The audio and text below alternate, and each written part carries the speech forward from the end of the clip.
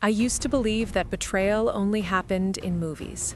Dramatic music, slow claps, one villain smiling in the corner. Real life, I thought, was simpler. People either loved you or they didn't. I was wrong. My name is Daniel Hart. 3 years ago, I was the co-founder of a tech startup that was supposed to change my life. Instead, it destroyed it. When I met Ryan Cole in college, he was charismatic, ambitious, and dangerously convincing. He had this way of making you feel like you were already successful just by standing next to him. I was the quiet one, the programmer, the builder. While Ryan talked about changing the world, I stayed up all night actually building the product that could. Our idea was simple: an AI-based financial assistant that helped small businesses predict cash flow and avoid bankruptcy. I wrote the core algorithm during my final semester. Ryan handled investors, presentations, and marketing. Within a year, we had secured seed funding of $2 million. Everyone called us a perfect team. But perfection is fragile. As our platform started gaining attention, so did Ryan's ego. He began attending meetings without me, interviews without me, even investor dinners without me. "You're better behind the scenes," he would say with a smile. "You're the brain. Let me be the face."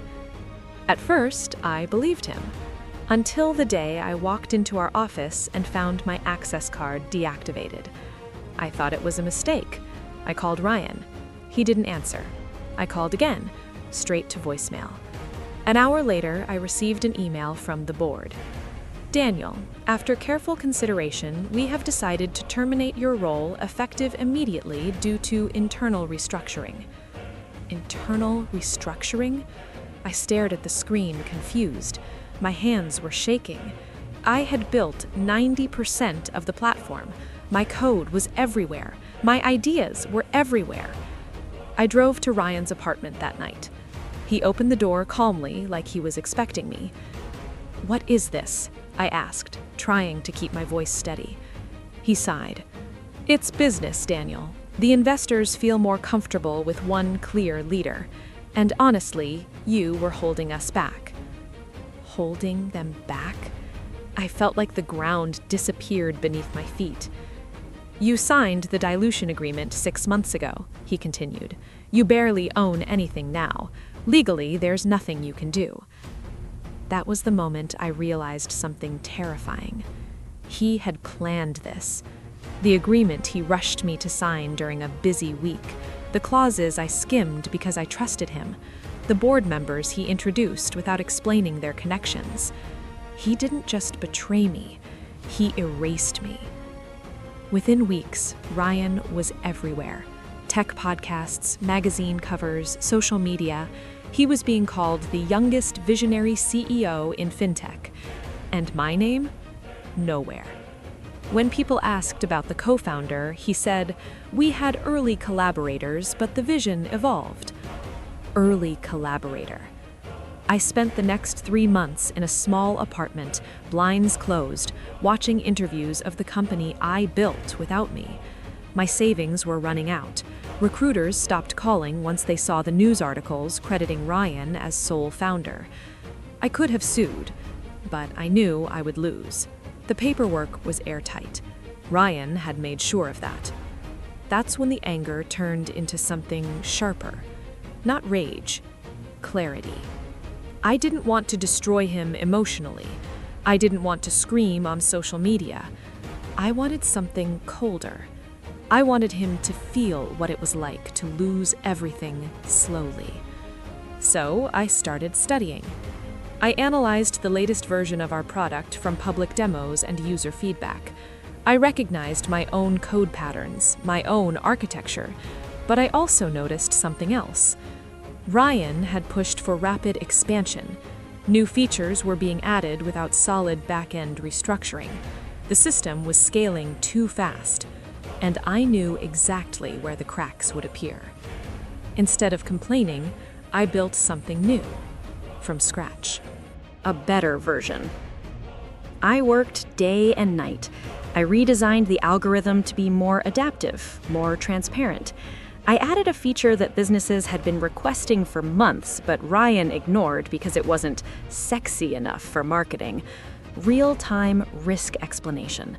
Not just predictions, but reasons. 6 months later, I launched quietly under a different company name, North Star Analytics.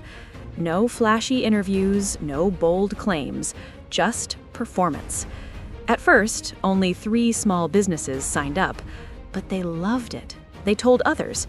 Within 4 months, 50 companies switched from Ryan's platform to mine. I never mentioned him publicly, but he noticed. One evening, I received a call from an unknown number. "Daniel," Ryan's voice said. Calm, controlled. "We need to talk." I almost laughed. "What about?" I asked. "You know what about. You're targeting our clients." "I'm running a business. Isn't that what you taught me?" There was silence. "You're making a mistake," he said finally. "You don't have the resources to compete long term." "Maybe," I said, "but I have something you don't." "And what's that?" "I understand the product." He hung up.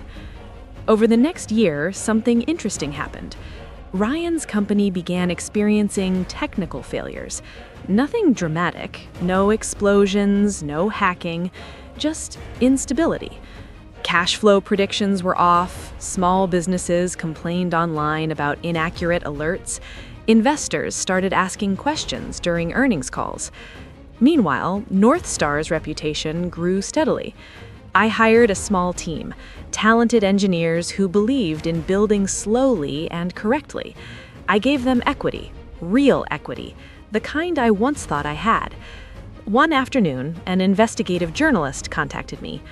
"I'm writing a piece on fintech leadership," she said. "Several sources claim you were the original architect behind Cole's platform." I didn't hesitate. For the first time, I told the truth. Not dramatically, not angrily, just facts.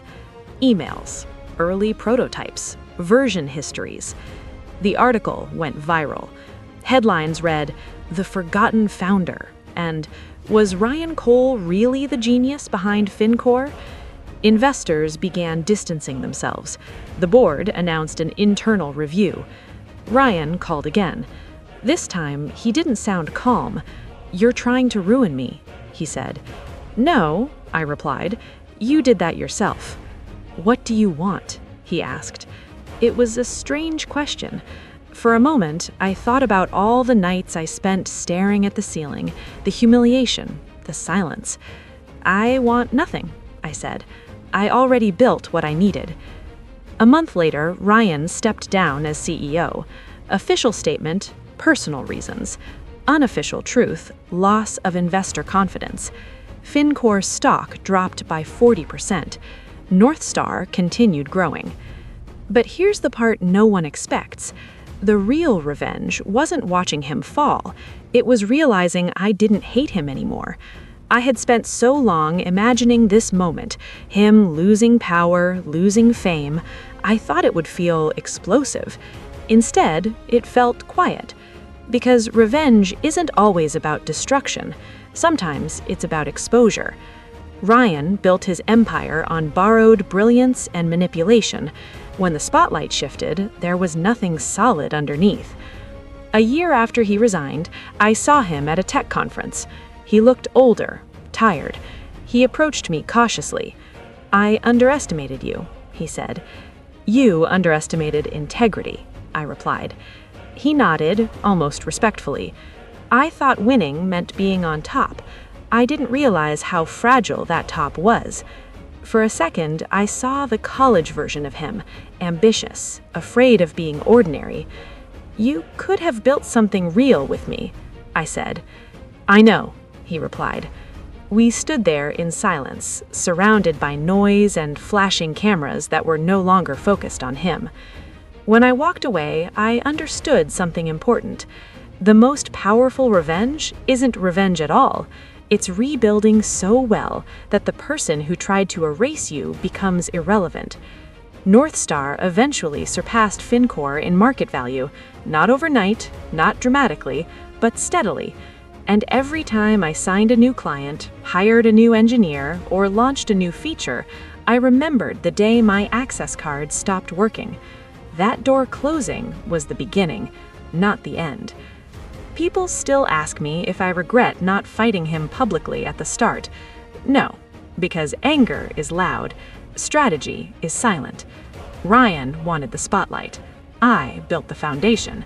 And when the storm came, only one of us had something strong enough to survive it. If there's one thing betrayal teaches you, it's this: trust carefully, build quietly, and when someone tries to rewrite your story, don't scream. Write a better one.